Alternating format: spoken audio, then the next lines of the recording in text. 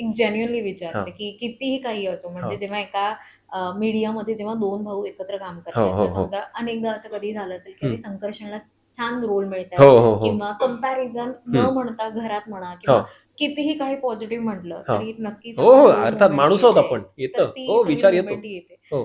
तर ती प्रत्येक वेळेला जेव्हा येत जाते, हा. मग त्यावेळेला कसं टॅकल करतोस ही नाही, सगळी गोष्ट? कंपॅरिझन होतच की. हं. कंपॅरिझन, अरे हा असा आहे तो हां. तसा आहे, हा असा आहे तो तसा आहे. पण म्हणलं तसं संकर्षणची एक वेगळी पठडी आहे, हं. माझी एक वेगळी पठडी आहे.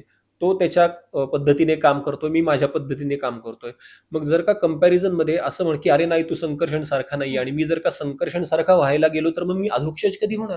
बरोबर आहे की नाही? मी संकर्षण सारखंच जर का कॉपी पेस्ट करायला गेलो तर मग अधोक्षज करणे म्हणून माझं काय? काहीतरी वेगळे पण दिसलंच पाहिजे ना. त्याच्यामुळे त्याच्यासारखं मी जर का होत गेलो तर मी माझाही नाही राहणार, मी माझंच नाही राहणार. त्याच्यामुळे माझी जी शैली आहे, माझे जे प्लस पॉईंट्स आहेत, आता संकर्षणचे प्लस पॉईंट म्हणजे काय? त्याचं लिखाण, हो. त्याच्या कविता, ज्या की मला सुद्धा प्रचंड आवडतात आणि प्रेक्षकांना तर आवडतातच. आवडतातच. तर तो त्याचा प्लस पॉईंट आहे. हं. प्लस अभिनय आहे. माझा प्लस पॉईंट काय? अभिनय तर आहेच, निवेदन मी सुद्धा निवेदन आहे. करतो. आणि एक पर्सनॅलिटी, जे सगळेजण म्हणतात की तुझी हाईट चांगली आहे वगैरे हं. सगळ्या गोष्टी. मग आजकाल बघ, बऱ्याच ठिकाणी माझं सुद्धा सोबत असं झालेलं आहे की सर तुम्ही चांगलं काम करताय, तुम्ही ऑडिशन पण चांगलं दिलं, पण तुमचा लुक जात नाहीये, तुम्ही थोडे बारीक आहात वगैरे, असे तुम्ही थोडी बॉडी हं, वगैरे हं, कमवा. हं, हं. तर मला असं वाटतं की जर का लुक वाईज जर का बघायचं असेल तर आपण थोडं अजून स्वतःच्या शरीरावर कष्ट घ्यावे, थोडीशी मेहनत घ्यावी, आणि ते जर का त्या लुकला जाणार असेल तर मग तिथे आपल्याला तशा पद्धतीचं काम मिळेल.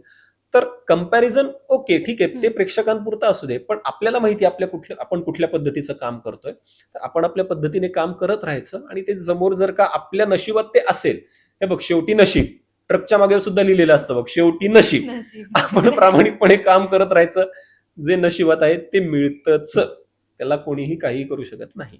आणि कसा बॉन्ड आहे तुमच्या दोघांचा, संकर्षणचा जसा आणि तुझा? मोठ्या भावाचा धाकट्या भावाशी असतो ना, तसा बॉन्ड आहे. आजकाल ते म्हणतात बघ की आम्ही भाऊ भाऊ मित्र मित्र हां, हां, सारखे आहोत हां, बरं का. हां. नाही नाही नाही नाही, तो अजूनही मला तितकाच रागवतो, तितकाच बोलतो, शहाणपणाच्या तेवढ्याच छान गोष्टी शिकवतो. मी कधी कधी त्याच्यावर चिडतो, तोही माझ्यावर बरेचदा चिडतो. ते मोठ्या भावाचा आणि धाकट्या भावाचा जसा बॉन्ड आहे तसाच बॉन्ड आहे. पण म्हणलं तसं की तो ह्या क्षेत्रामध्ये माझ्यापेक्षा एक 7-8 वर्ष आधी आलेला आहे. त्याच्यामुळे सगळे खाचखळगे, हं. प्लस पॉईंट, मायनस पॉईंट, कुठे कसं वागायचं, काय वागायचं, कोणाशी कसं वागायचं, कोणाशी कसं वागायचं नाही, ते मला तो फार छान सांगतो. कारण त्याला अनुभव जास्त आहे. बरोबर. आत्ताच मध्यंतरी एक गोष्ट घडली की मी थोडासा असा घरी आलो हं. आणि थोडासा चेहरा पडलेला होता. म्हटलं काय झालं? म्हटलं अरे असेच बघ नाही, लोक असे वागतात वगैरे. तो म्हणला सोडून दे ना. ते तुझ्याशी तसे वागतायत, ते तुझ्या चेहऱ्यात दिसलं, ते तुझ्या कामात दिसेल. तू तसं वागू नकोस. ह्या क्षेत्रामध्ये जर का टिकायचं असेल ना, तर कधी-कधी थोडंसं खोटंही वागावं लागतं. म्हणजे बरेचसे सीनियर्स असे असतात, की त्यांना अटेंड केलेलं खूप आवडतं. हं. म्हणजे जर का आपण गेलो आणि त्यांना गुड मॉर्निंग हं. म्हणलं नाही, तर त्यांना "अरे, हा मला गुड मॉर्निंग नाही म्हणला यार." Ego hurt. हां, तर ते असं होतं.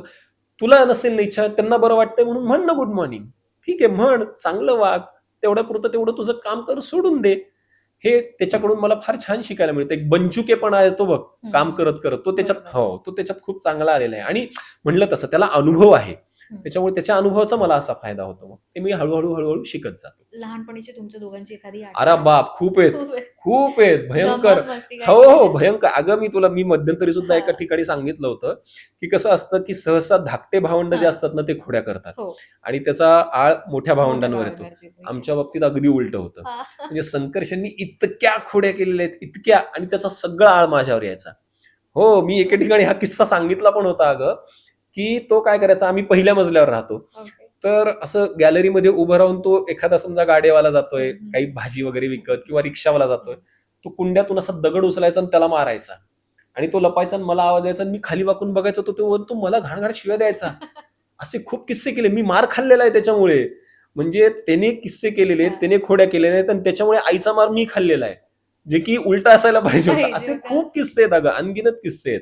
म्हणजे आमच्या घराचं बांधकाम चालू हां. होतं, आणि पहिल्या मजल्याच्या खाली तिथे अशी रेतीचे ढीग लागायचे बघ. तर बरोबर. तो आणि त्याचा एक मित्र, गल्लीतला मित्र होता सुरेश म्हणून. ते पहिल्या मजल्यावरून त्या रेतीच्या ढिगावर उड्या मारत होते. आणि बाबा त्यावेळेस परभणीतच होते सर्व्हिसला. रोज 1:30-2 वाजता लंच ब्रेकमध्ये घरी यायचे जेवायला. आणि त्यावेळेत ते उड्या मारत होते. आणि नेमकं काय झालं, ते दोघे वरती गेले आणि तो मला म्हणत होता संकर्षण, की "आजड्या उडी मार, उडी मार. मजा येते, मजा येते." म्हटलं, "नको, नको. मला भीती वाटते. आई-बाबांनी बघितलं तर मारतील मला."